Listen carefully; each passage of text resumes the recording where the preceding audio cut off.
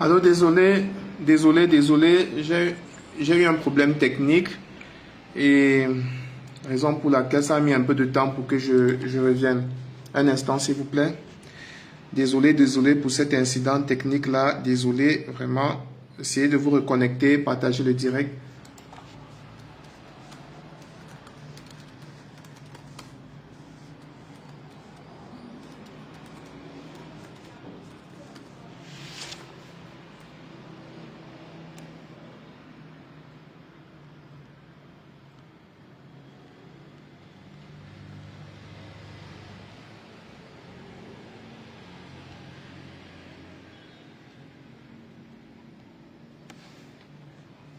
Un instant, on a eu un problème technique, un très gros problème technique, raison pour laquelle ça a mis un peu de temps pour qu'on revienne. Juste quelques secondes, le temps que tout soit réglé et on relance. S'il vous plaît, repartagez le direct et que les gens soient connectés.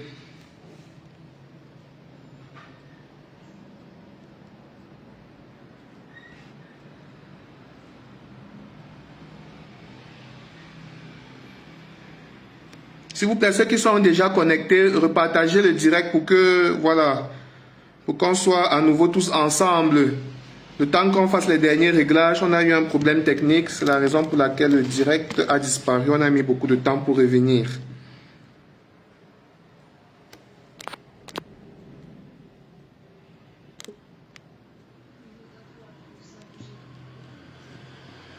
Est-ce qu'on est ensemble? Si on est ensemble, s'il vous plaît, mentionnez en bas, on est ensemble. Et quand on est dans une communauté, on commence à... Est-ce qu'on est ensemble? Est-ce qu'on est ensemble? On va recommencer là dans 2 minutes, s'il vous plaît.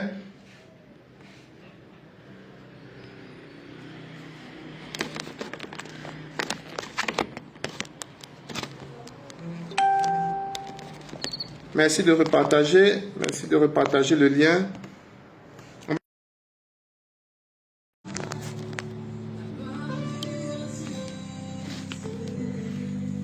Ok, on va continuer où on s'est arrêté, désolé. J'espère qu'on n'a pas signalé le direct parce que j'ai essayé de me connecter plusieurs fois, ça ne passait pas, je n'ai rien compris, plusieurs fois. Donc voilà. Donc on va continuer, s'il te plaît, frère Richard Itaba, si tu peux repartager le direct, ce serait bien, s'il te plaît, parce qu'on était déjà un peu nombreux, il faut qu'on repartage le direct. Alors on va continuer pour ne pas perdre du temps. Alors le deuxième verset, on était à quel niveau? Ce que Jésus a dit au sujet de la dîme. Matthieu 5, verset 23. Si donc tu présentes ton offrande à l'autel et que tu te souviennes que ton frère a quelque chose contre toi, laisse là ton offrande devant l'autel et va d'abord te réconcilier avec ton frère, puis viens présenter ton offrande. Bon, ici, on ne parle même pas de dîme, on parle d'offrande. Et même dans ce cas, vous voyez ce qu'on cible, ce que Jésus-Christ cible, c'est que tu ne peux pas venir faire une offrande à Dieu alors que tu as un problème, tu as un conflit non réglé avec un frère. Donc, c'est surtout ça que le Seigneur voulait mettre en exergue. Parce qu'on peut faire des offrandes, on peut donner la dîme, on peut faire plein de choses. On a des conflits avec ses frères et le Seigneur n'agrée tout simplement pas. Donc là, ça parle même d'offrande, on ne parle pas de dîme. Alors, Marc 7, verset 9 à 13, il leur dit encore, vous anéantissez fort bien le commandement de Dieu pour garder votre tradition. Car Moïse a dit, honore ton père et ta mère, et celui qui maudira son père ou sa mère sera puni de mort. Mais vous vous dites, si un homme dit à son père ou à sa mère, ce dont j'aurais pu t'assister est corban. Et corban veut dire réservé à Dieu. Ce dont j'aurais pu t'assister, c'est-à-dire qu'il a ses parents, il a son père, il a sa mère. Ses parents sont dans une situation difficile, peut-être qu'ils sont malades, peut-être qu'ils ont fait un accident, peut-être qu'ils sont dans une situation de précarité, peut-être qu'ils sont dans une situation de nécessité. Il dit, ce dont j'aurais pu t'assister, à tes parents qui t'ont élevé, qui ont pris soin de toi, qui se sont sacrifiés pour toi, qui ont donné leur tout pour que tu sois ce que tu es aujourd'hui. Toi, chrétien, tu dis, ce dont j'aurais pu t'assister est réservé, c'est-à-dire c'est la dîme, c'est-à-dire une offrande à Dieu. Jésus dit, vous ne leur laissez plus rien faire pour son père et pour sa mère, annulant ainsi la parole de Dieu par votre tradition que vous avez établie, et vous faites beaucoup d'autres choses semblables. Est-ce qu'on se reconnaît là? C'est-à-dire qu'on a des frères qui... C'est-à-dire que quand il a mis la dîme là, il dit que non, c'est la dîme de Dieu. Donc même si tu es en train de mourir, il va utiliser la dîme, il va donner la dîme dans l'église. Dieu dit que ça là, c'est la tradition. Ce n'est pas la piété, ce n'est pas l'évangile, ce n'est pas spirituel.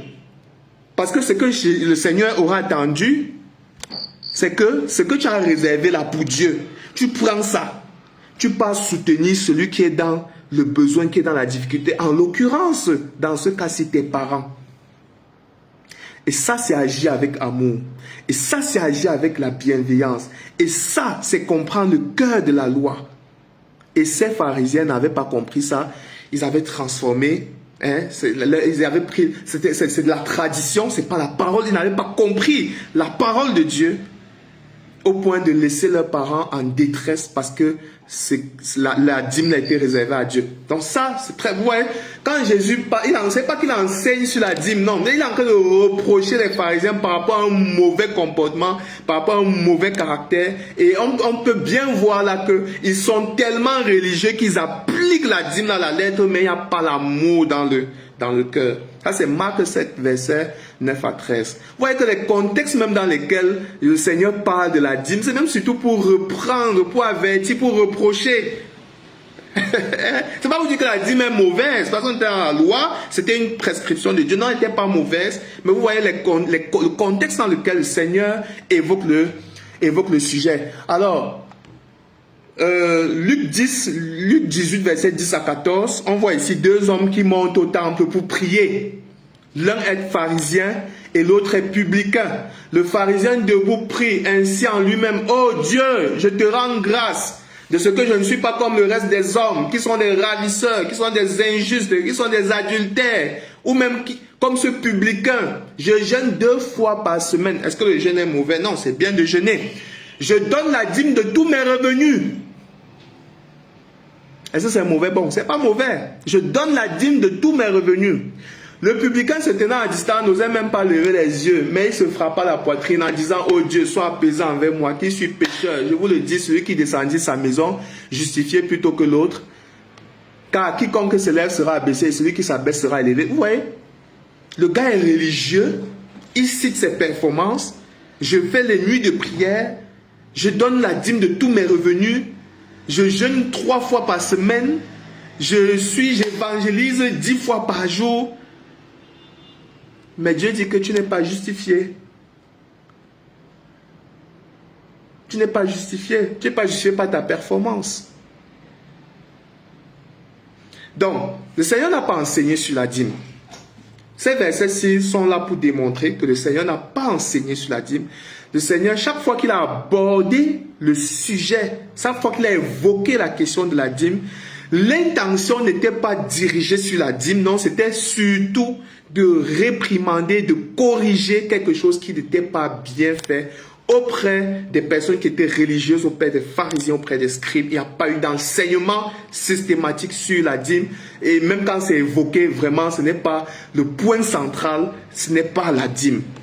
Ça, c'est un point important qu'on doit relever. Alors, on va donc aborder la dîme dans la nouvelle alliance. Puisque j'ai parlé en haut des enseignements des apôtres, qu'est-ce que les apôtres ont enseigné concernant la dîme?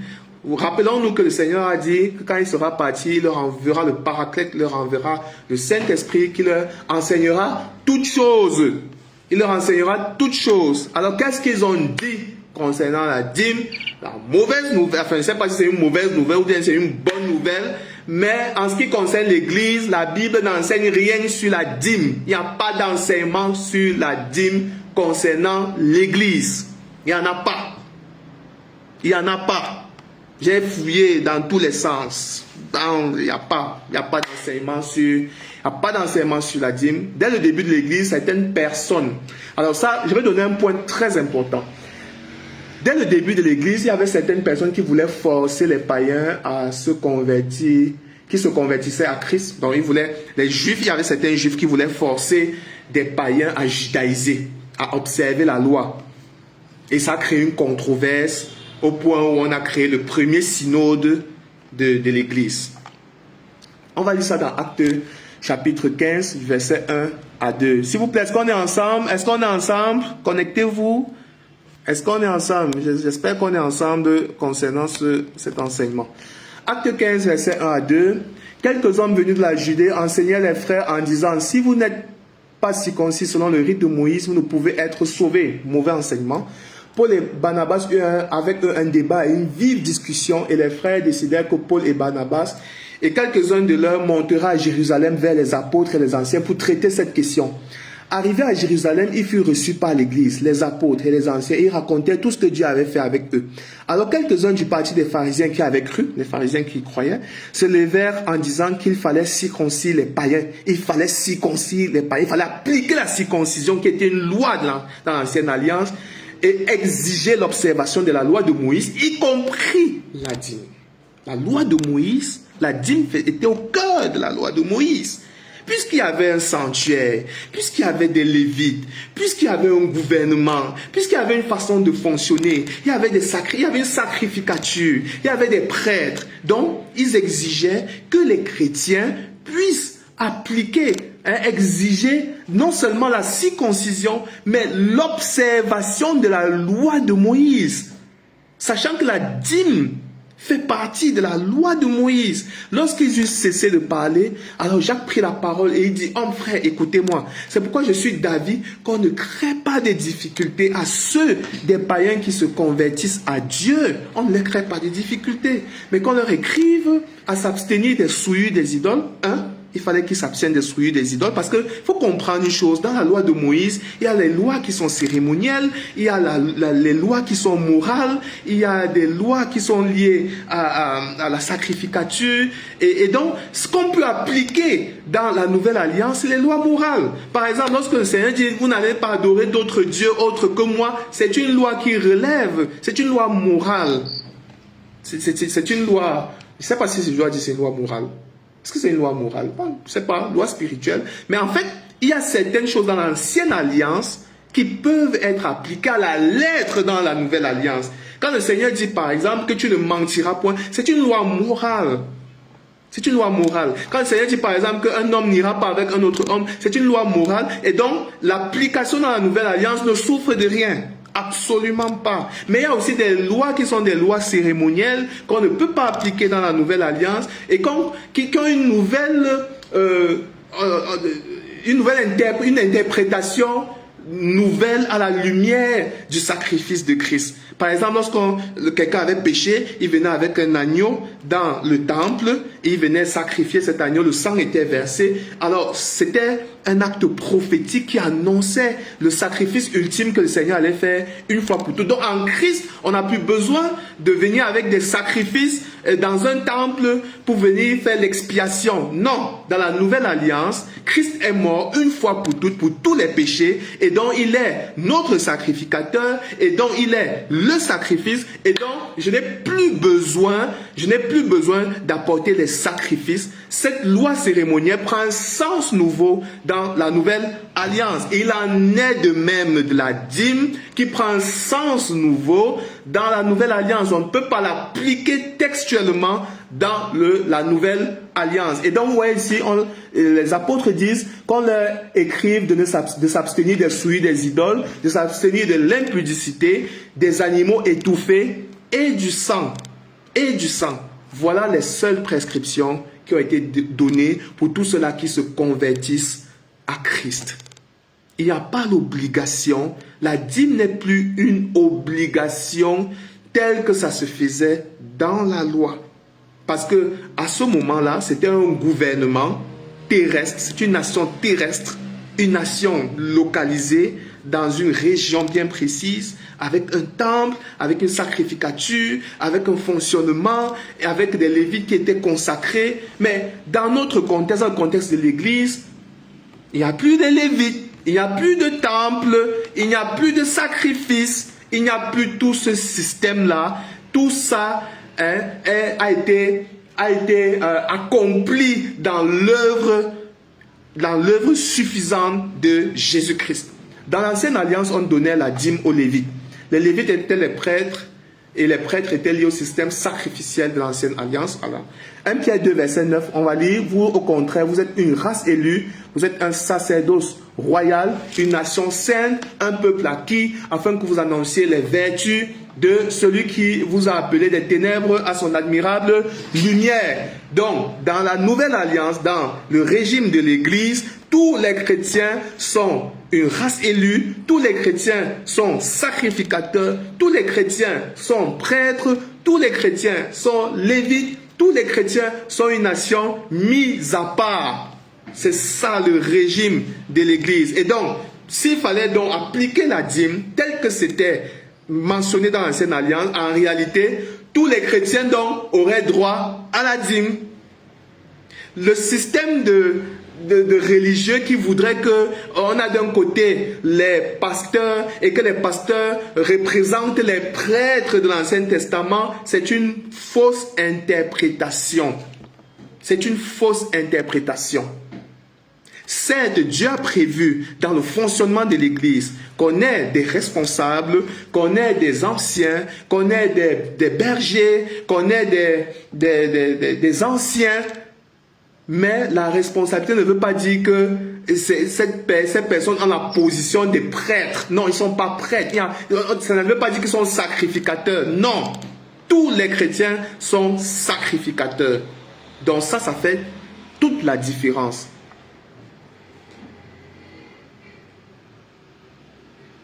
Je ne sais pas si on est ensemble. Aujourd'hui, notre Jérusalem n'est plus une Jérusalem terrestre. On n'a plus de temple. La Bible, Jésus dit que l'Église est le temple de Dieu. L'Église est le temple de Dieu. Ne savez-vous pas que vous êtes le temple de Dieu? Il le dit en 1 Corinthiens 3. Il n'y a plus un temple où on partait donner la dîme. Nous sommes le temple de Dieu.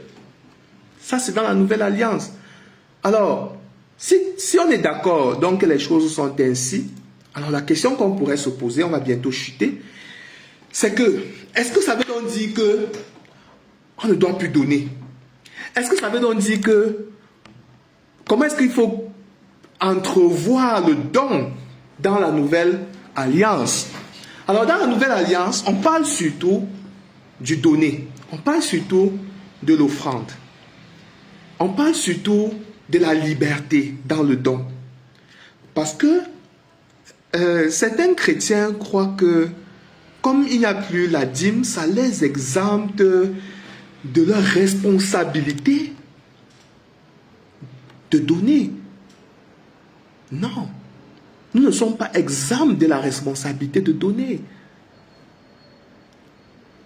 Non, nous ne sommes pas exempts de la responsabilité de donner. Maintenant, ça ne doit pas être quelque chose qui est dans le système régi par un système de loi, mais on est dans une dynamique de la responsabilité. Alors, comment est-ce qu'on doit donc donner? La Bible nous dit dans Luc 14, verset 33, « Ainsi donc, quiconque d'entre vous ne renonce pas à tout ce qu'il possède ne peut être mon disciple. » Dans la nouvelle alliance, pour suivre Jésus, il faut renoncer à sa propre vie.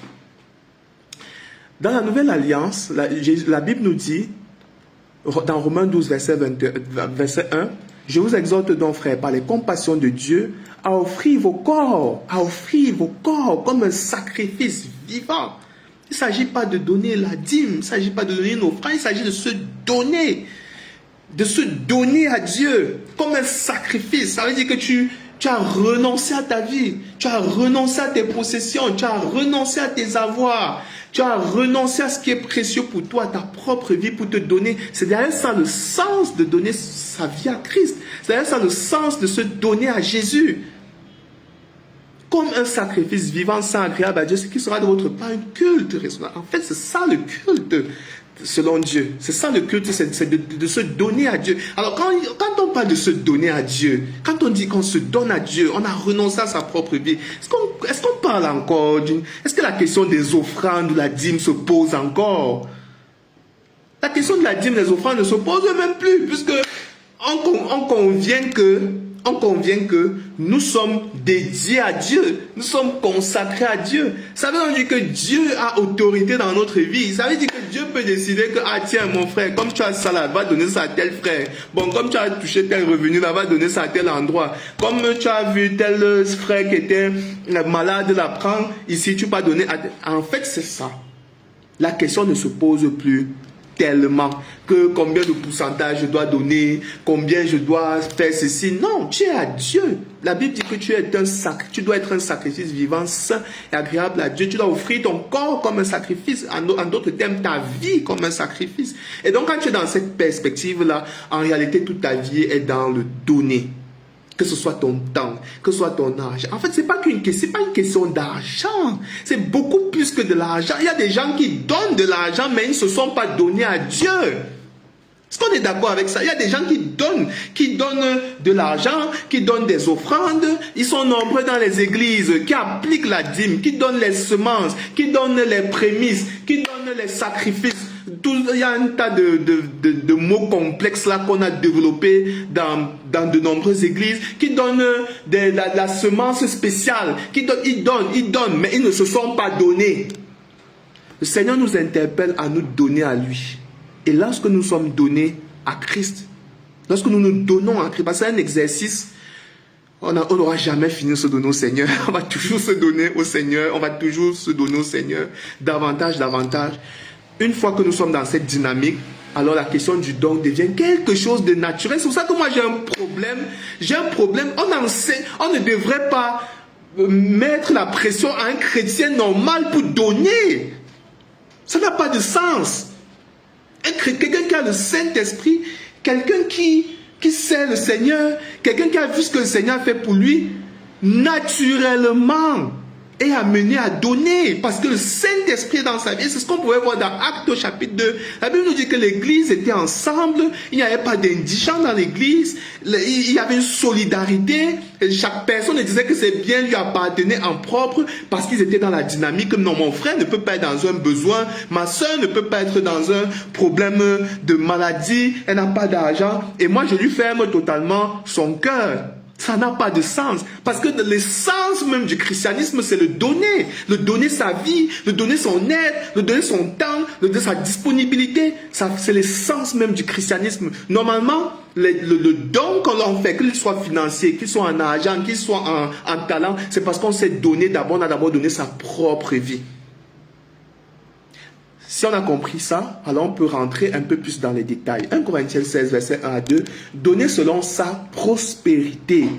La Bible dit, touchant la collecte qui se fait pour les saints, faites comme j'en ai ordonné aux églises de Galatie. C'est que chaque premier jour de la semaine, chacun de vous mette à part chez soi ce qu'il pourra assembler suivant sa prospérité, suivant la prospérité que Dieu lui accordera, afin que lorsque je viendrai, les collectes ne soient point à faire. On est là dans un contexte où Paul recommande aux églises de la Galatie, ils avaient l'habitude de se réunir les premiers jours de la semaine qui correspondent au dimanche, et il dit donc à ses chrétiens, il donne une instruction que chacun mette à part chez soi selon sa prospérité. Donc en fait ici il faut donner selon sa prospérité.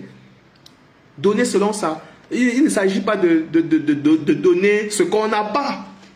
Si tu n'as pas, tu ne peux pas donner. Il faut donner selon... Si Dieu te fait grâce, d'avoir, je prends un exemple comme ça, je ne sais pas, un salaire de 50 000, ou bien de 75 000, ou bien de 100 000, en fait, tu donnes selon ce que Dieu t'a donné. Tu ne peux pas avoir un revenu de 100 000 par exemple, et on te contraint de donner quelque chose que tu n'as pas. Ou bien tu es un chômeur, tu te bats dans la vie, tu ne t'en sors pas, mais tu arrives dans une église, on te dit que non, donne d'abord par la foi. Donne d'abord par la foi, ensuite le Seigneur va te bénir. C'est faux. La Bible dit de donner selon sa prospérité. Selon sa prospérité. Acte 11, verset 28 à 29, donner pour soutenir les frères. Et l'un d'eux, nommé Agabus, se leva et déclara par l'esprit d'une grande famine devait arriver dans tout le monde. Et en effet, elle arriva sous Claude César. Et les disciples, chacun selon son pouvoir, déterminaient d'envoyer quelque chose, c'est-à-dire qu'il avait quelque chose, il enlevait un petit quelque chose, ou bien je ne sais pas, selon sa foi, ça peut être un peu plus, ça peut être beaucoup plus, je ne sais pas, mais on dit qu'il déterminait d'envoyer quelque chose pour subvenir aux besoins, subvenir aux frères qui demeuraient en Judée. Il y avait une famine, il y avait un problème, il y avait une catastrophe. Et les frères se sont réunis, ils ont mis de côté quelque chose. La Bible nous enseigne à donner pour soutenir les frères. Lorsque je donne à mon frère, en fait, je donne à Dieu. La Bible dit que celui qui donne aux pauvres prête à Dieu. Donc, elle donne pour mon frère qui fait face à une difficulté, qui est dans un problème, ça ne va pas, qui est dans une détresse. En fait, je donne à Dieu. C'est un sacrifice que je fais pour le Seigneur. Donner aux pauvres, Romains 15, verset 26, quand il a semblé bon aux Macédoniens et aux Achaïens de faire une contribution pour les pauvres d'entre les saints qui sont à Jérusalem. Vous voyez que le don, dans le contexte de la nouvelle alliance, quand on dit qu'on donne, ce n'est pas que Dieu a besoin de notre argent. Dieu se suffit à lui-même. Dieu est super riche. Dieu possède tout. Dieu est le créateur de l'univers. C'est pas qu'on prend l'argent, Dieu va venir prendre ça avec sa main. Il n'en a rien à faire. Le don, très souvent dans la nouvelle alliance, est dirigé vers le peuple de Dieu. Quand je donne pour le peuple de Dieu, quand je donne pour le service de Dieu, quand je donne à un frère qui sert le Seigneur parce qu'il est engagé dans le service de Dieu, il prend beaucoup de temps et peut-être n'a pas assez de temps pour faire une autre activité, je suis en train de donner à Dieu. Je suis en train de donner pour l'œuvre de Dieu. Donc ici, on parle de donner pour les pauvres. Donner avec amour en réponse à un besoin. Jean 3,16. Car Dieu a tant aimé le monde qu'il a donné son Fils unique afin que quiconque croit en lui ne périsse point, mais qu'il ait la vie éternelle. On connaît ce passage, mais très souvent on a du mal à comprendre que Dieu a donné ici par rapport à un besoin. Les hommes étaient perdus, les hommes ne connaissaient pas Dieu et Dieu a donné Christ, son Fils. Quelque chose de précieux. De précieux. Donc donner avec amour. Parce que Dieu, quand il donne, il y avait l'amour. C'est-à-dire que ce que Dieu voulait, c'est que les hommes soient sauvés. Donc Dieu veut qu'on donne également avec amour. Dieu veut qu'on se donne avec amour. Dieu veut qu'on donne avec amour pour répondre à un besoin.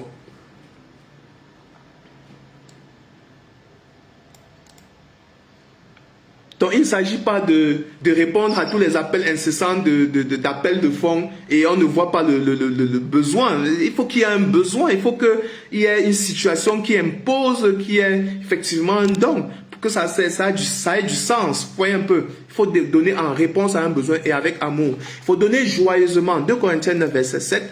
La Bible nous dit que chacun donne comme il a résolu dans son cœur. Comme il a résolu, c'est lui qui a résolu dans son cœur. Dieu n'a pas forcé, Dieu n'a pas dit donne 10%, Dieu n'a pas dit donne 1%, Dieu n'a pas dit donne 5%, Dieu n'a pas dit donne 100%. C'est que tu es là comme ça, Dieu t'a donné quelque chose et Dieu t'a béni avec, je sais pas, voilà. Il dit que chacun donne comme il a résolu dans son cœur. C'est une décision personnelle. Il n'y a pas de contrainte de pourcentage. Sans tristesse. Ça veut dire que s'il y a la tristesse dans ton cœur, ne donne pas. S'il y a la tristesse dans ton cœur, tu n'es pas dans les bonnes dispositions, ton sacrifice ne sera pas agréé. Il vaut mieux ne rien donner que de donner avec tristesse. Sans contrainte. S'il y a la contrainte, mais il y a plusieurs types de contraintes. La contrainte psychologique, les manipulations.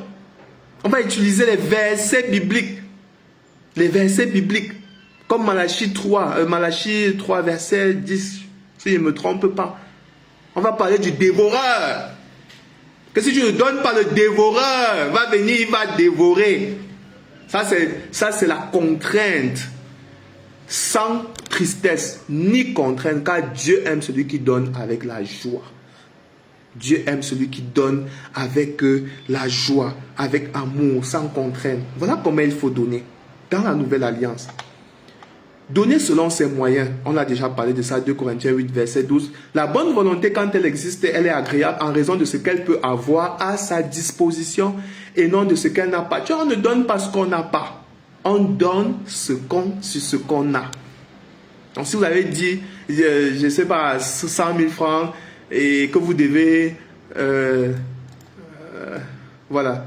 Et que vous devez... Vous ne pouvez pas donner au-delà de ce que vous avez. Tu peux pas en revenir 100 000 francs, demain donner 500 000. Ça n'a pas de sens. Et l'autre chose que je vais aussi dire, c'est que tu ne peux pas être quelqu'un qui est là, qui est endetté. Tu es dans les endettements. Au lieu d'aller rembourser tes dettes,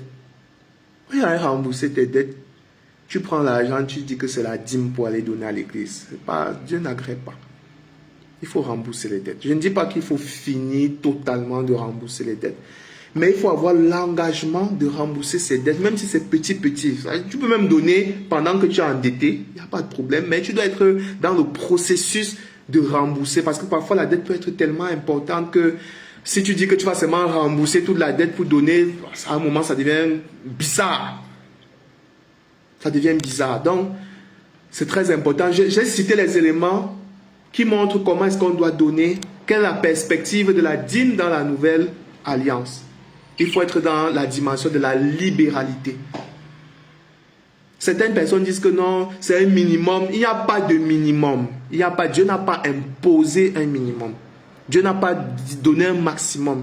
Tu donnes comme tu as résolu. Même si c'est 1%, personne ne peut te juger, ne peut juger ta spiritualité sur ce que tu donnes. Personne ne peut juger. Parce que 10% pour certains ne représente rien.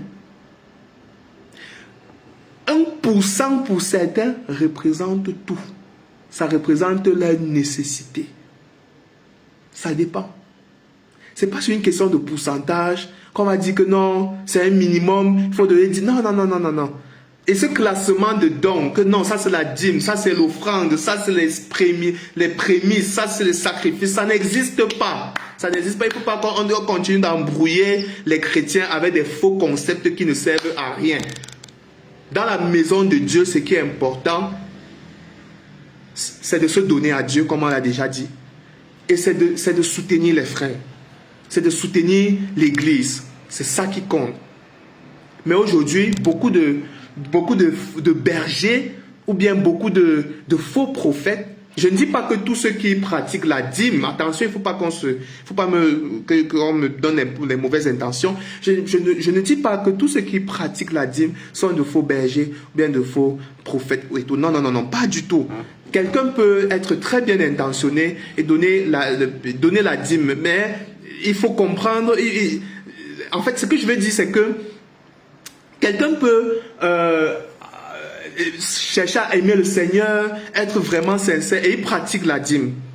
Mais il manque la lumière nécessaire parce que ce qui va se passer, c'est qu'il va expérimenter un moment, parfois la culpabilité, quand il ne sera pas réglo dans le paiement. Parce que très souvent, on n'applique pas à 100%, on faillit dessus. Pour ceux qui ont décidé de payer la dîme comme ça se fait dans l'ancienne alliance. Et l'autre danger aussi, c'est que tu as beau pour être sincère, tu as beau être quelqu'un qui aime le Seigneur, mais si tu donnes la dîme selon l'ancien régime de l'ancienne alliance, attention, tu es en train de marcher selon la loi. La Bible dit que si tu dois obéir à la loi, il faut que tu obéisses à toute la loi, sinon tu es sous la malédiction. Donc il faudrait que lorsque tu donnes, si tu as décidé par exemple de mettre un pourcentage à Dieu, ça doit être ça. Tu ne dois pas, on n'appelle pas ça dîme, c'est une offrande.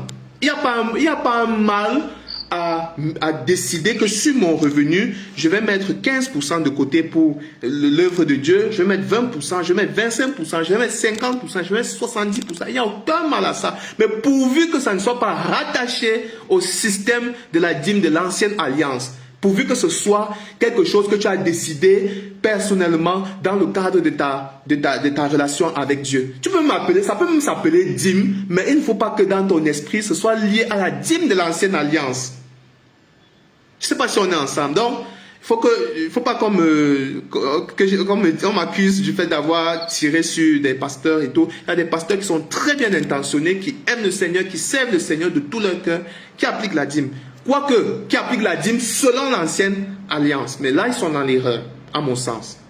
de façon humble, je crois qu'ils sont dans l'erreur. Mais quelqu'un peut décider d'appliquer la dîme dans le sens de la libéralité, dans le sens du donner, dans le sens de l'offrande. Il n'y a aucun problème. Son offrande est agréée pour peu qu'il le fasse avec amour. Et pour terminer, parce que je ne vais pas m'étirer davantage, je reviens encore sur le fait que le pourcentage, ce n'est pas une question de pourcentage. Il faut que les chrétiens soient dans la liberté totale. Moi, j'ai même souvent dit, on ne donne pas que de l'argent. On donne de son temps, on donne de sa vie, on donne de ses biens, on donne de ses talents. Hein? C'est-à-dire que si quelqu'un n'a pas de revenus, vous ne pouvez pas lui demander de donner la dîme si c'est un revenu. Vous ne pouvez pas lui demander de donner ce qu'il n'a pas.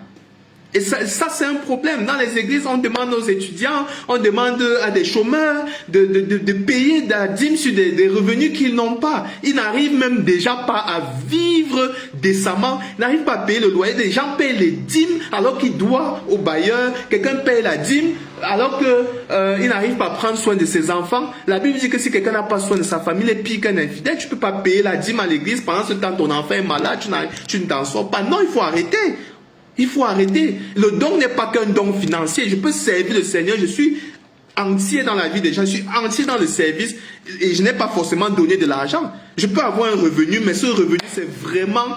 C'est-à-dire que c'est vraiment pour les nécessités de ma famille. Je ne peux pas faire autrement. Dieu ne me juge pas parce que j'ai pas enlevé un pourcentage de cet argent pour le lui donner. Quelqu'un peut aussi le faire dans sa liberté, selon sa foi. Gloire à Dieu. Mais si je ne le fais pas, je n'ai pas péché. Je n'ai pas péché. Parce que le don n'est pas qu'un don financier. Le don, c'est aussi le don d'une vie. C'est aussi s'impliquer dans la vie des gens. Quand je m'implique dans la vie de quelqu'un, je m'investis dans sa vie. Je suis en train de donner. Je suis en train de donner à Dieu. Et ça a de la valeur. Donc, je vais mettre un terme à ce partage. Il y a beaucoup à dire dessus. Je vais finir par ce passage qui dit un avertissement du Seigneur contre les faux bergers. Ézéchiel 34, verset 1 à 4. La parole de l'Éternel me fut encore adressée en disant, fils de l'homme, prophétise contre les pasteurs d'Israël. Prophétise et dis à ces pasteurs, ainsi a dit le Seigneur l'Éternel, malheur aux pasteurs d'Israël, qui ne pèsent qu'eux-mêmes, malheur aux bergers, qui ne pèsent qu'eux-mêmes. Les pasteurs ne pèsent-ils pas le troupeau? Vous en mangez la graisse et vous vous habillez de la laine, vous tuez ce qui est gras, vous ne paissez point le troupeau, vous n'avez point fortifié les brebis languissantes, vous n'avez point donné de remède à celles qui étaient malades, et vous n'avez point bandé la plaie de celles qui avaient la jambe rompue, vous n'avez point ramené ce qui était chassé, et vous n'avez point cherché celles qui étaient perdues, mais vous les avez maîtrisées avec dureté et rigueur. Ainsi dit le Seigneur l'Éternel, voici j'en veux à ces pasteurs, et je redemanderai mes brebis de leurs mains, et je les ferai cesser de perdre les brebis, et les pasteurs ne se répéteront plus uniquement eux-mêmes, mais je délivrerai mes brebis de leur bouche et elles ne seront plus dévorées par eux. Il y a des pasteurs qui sont des loups, qui sont des loups, qui dépouillent les chrétiens, de leur substance, qui dépouillent les chrétiens de leurs revenus, qui dépouillent les chrétiens du peu d'efforts qu'ils peuvent fournir pour pouvoir prendre soin de leur famille au motif de la dîme et au motif du fait que le dévoreur va venir dévorer. Il faut qu'on arrête ça. Il faut qu'on enseigne aux chrétiens la vérité sur la question de la dîme. Et je ne suis pas en train d'encourager la chucheté, je ne suis pas en train d'encourager le fait d'être dur de cœur. Non. Et je l'ai déjà dit plus haut, un chrétien par nature doit donner. Je suis simplement en train de dénoncer un système de dépouillement des chrétiens dans plusieurs assemblées. Et ça, on doit revenir à la parole de Dieu et enseigner ce qui est juste à cet égard-là. Et d'encourager également les chrétiens, parce que les chrétiens sont souvent reprochés de ne pas donner. Je dis encore, un chrétien qui ne participe pas, qui n'investit pas à l'œuvre de Dieu, à soutenir les œuvres missionnaires, à soutenir l'évangélisation, à soutenir ceux qui sont en difficulté, à soutenir son frère qui est dans la détresse, à soutenir les chrétiens qui ne soutiennent pas. Et quand je dis soutenir, je ne parle pas que de financièrement, je parle en termes de temps, je parle en termes de talent et en termes de finances. Ce n'est pas normal parce que l'Église de Dieu, la Bible nous dit que dans Acte 2, il n'y avait pas d'indigents dans l'église. Il n'y avait pas d'indigents dans l'église parce qu'il y avait la libéralité, il y avait le don, il y avait les offrandes et chacun se souciait de son frère. Il n'est pas normal qu'aujourd'hui, dans une même église, il y a des gens qui s'en sortent très bien et il y en a d'autres qui n'arrivent même pas à avoir de quoi manger pour les enfants. Ce n'est pas normal, ce n'est pas la volonté de Dieu. Ce n'est pas parce qu'on dit qu'il n'y a pas la dîme, il n'y a plus la dîme selon l'ancienne alliance que ça nous enlève la responsabilité de nous investir dans la vie de nos frères. Non, ça aussi c'est un faux enseignement. L'enseignement selon lequel on est déresponsabilisé, l'enseignement selon lequel on dit que non, chacun va donc gérer sa vie. Non, non, non, ça n'existe pas dans l'église. Ça n'existe pas dans l'église. Dieu n'a pas prévu, Dieu n'a pas prévu que l'église fonctionne où chacun pour soi, chacun gère sa part de son côté. Dieu a prévu que ses enfants se soutiennent mutuellement. C'est ça la volonté de Dieu, c'est ça la parole de Dieu. Et ça doit se faire dans un esprit de liberté, ça doit se faire dans un esprit de libéralité, ça doit se faire sans contrainte, ça doit être une responsabilité, ça relève de la responsabilité, ça relève pas de la contrainte.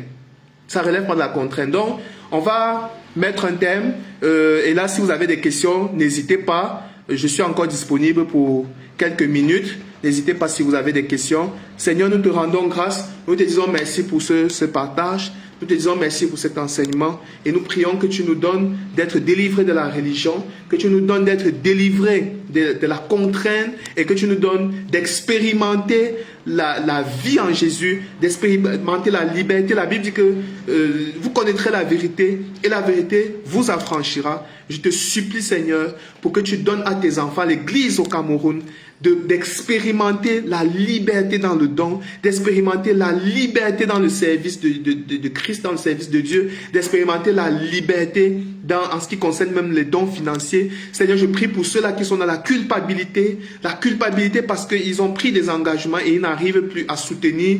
Ils ont pris des engagements à donner la dîme selon la perspective de l'ancienne alliance. Je prie que tu les délivres de cette compréhension et que tu les introduises dans la compréhension du donner dans la nouvelle alliance avec Christ.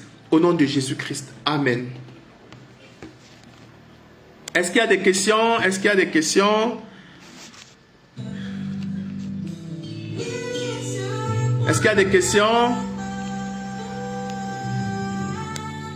Bonsoir Vanessa Zoku, bonsoir Vanessa Zoku, bonsoir mon frère Richard Etaba depuis le Canada. Que le Seigneur te bénisse.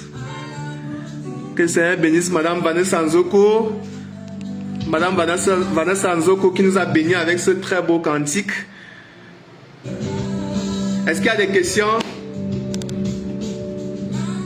Alors, et ceux qui ont des carnets de suivi de la dîme, je ne sais pas, je n'arrive pas à bien saisir la question. Et ceux qui ont des carnets de suivi de la dîme, je ne sais pas comment répondre à la question, frère Richard Etaba. Comme je l'ai expliqué tout à l'heure, il faut éviter de se retrouver dans quelque chose de rigide, dans quelque chose de contraignant. Avoir un carnet de dons à titre personnel, je ne vois pas quel est le problème. Comme je l'ai dit, pourvu que le don se fasse de façon libre. C'est-à-dire que si chaque mois je gagne 200 000, je gagne 300 000, que j'ai fait je me suis engagé à mettre 5% ou 10% ou 15% de ce revenu de côté et que je peux noter quelque part pour mon suivi personnel, il n'y a pas de problème. Dès le moment où on est dans la liberté, dès le moment où il n'y a pas de contraintes. Mais si c'est une histoire où il faut être dans une église, où le carnet doit pouvoir servir de suivi des dons, non, il n'y a pas... il n'est pas question de faire le suivi des dons dans une assemblée. Non, non, non. On ne doit pas. Parce qu'il y a des assemblées où, effectivement, on se rassure que tu as donné ta dîme. On vérifie si tu as donné ta dîme. Non. Pourquoi tu dois vérifier si j'ai donné la dîme ou bien si j'ai donné une offrande? Pourquoi? C'est libre. C'est libre. Il ne doit pas avoir de contraintes par rapport à ça. Mais je peux aussi comprendre que, bon, après, les bergers ont souvent un peu peur parce qu'il y a des charges à l'église, il y a les bâtiments, il y a la sono, il y a plein de charges et que Voilà, si quelqu'un ne prêche pas de façon corsée sur la dîme, il a peur que voilà, il n'y aura pas assez de fonds pour pouvoir prendre en charge toutes ces dépenses. Mais je crois que Dieu a prévu qu'on marche par la foi. Et marcher par la foi, c'est compter sur le Seigneur. C'est compter sur le Seigneur pour la provision et pour tout ce qui est voilà, prise en charge de tous les besoins de l'Église. Et ça, il faut laisser le Seigneur travailler dans les cœurs. Ça ne sert à rien que les gens donnent parce qu'il y a eu un marteau, il y a eu une contrainte. Ce n'est plus spirituel, c'est totalement charnel. Est-ce qu'il y a une autre question? Posez les questions, posez les questions. Je suis encore là pour 5 minutes. Ensuite, je vais aller me reposer. Je suis encore là pour 5 minutes.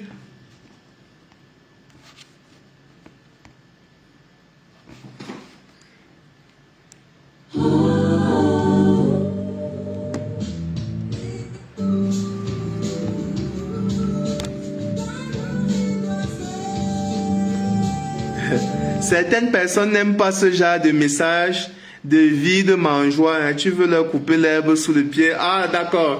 Alors, en réalité, c'est la vérité qu'on prêche. C'est la vérité qu'on prêche.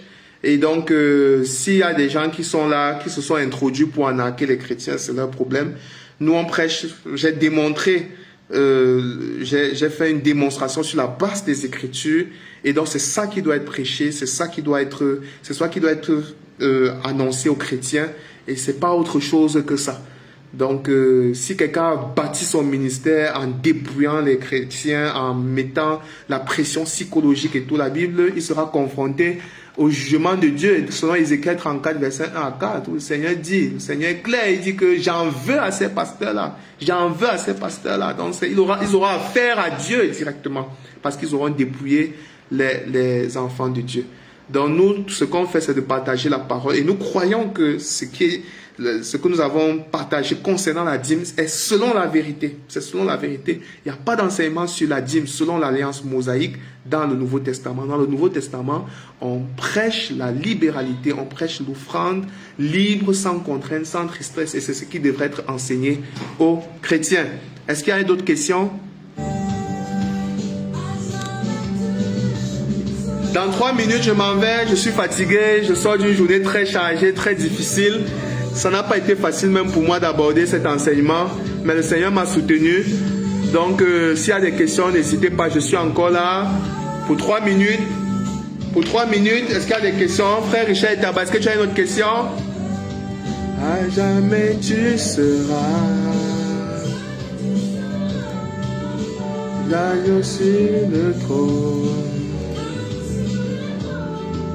Je fléchis les genoux. Adorer ton frère.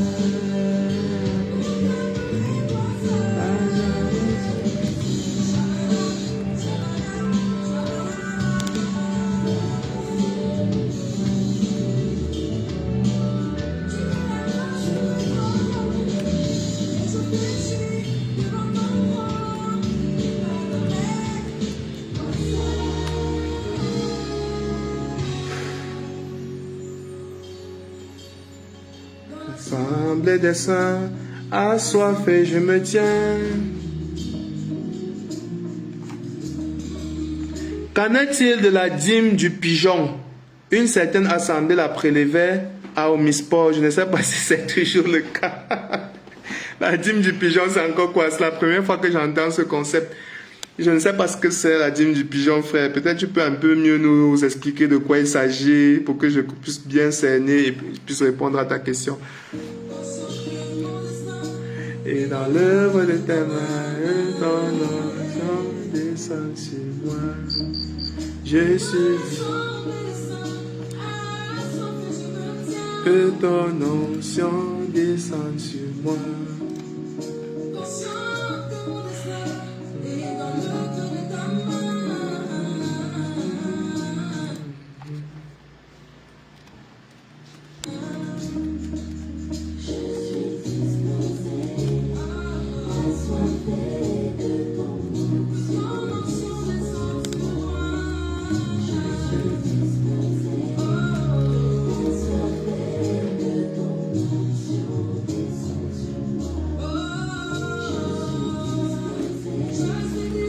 assoiffé que ton onction descende sur moi. Assoiffé que ton onction descende sur moi.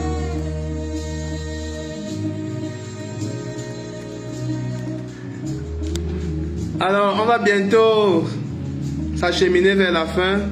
Merci d'avoir été disponible pour cet enseignement, ce partage sur la question de la dîme. En priant le Seigneur que nous soyons de plus en plus investis pour le donner.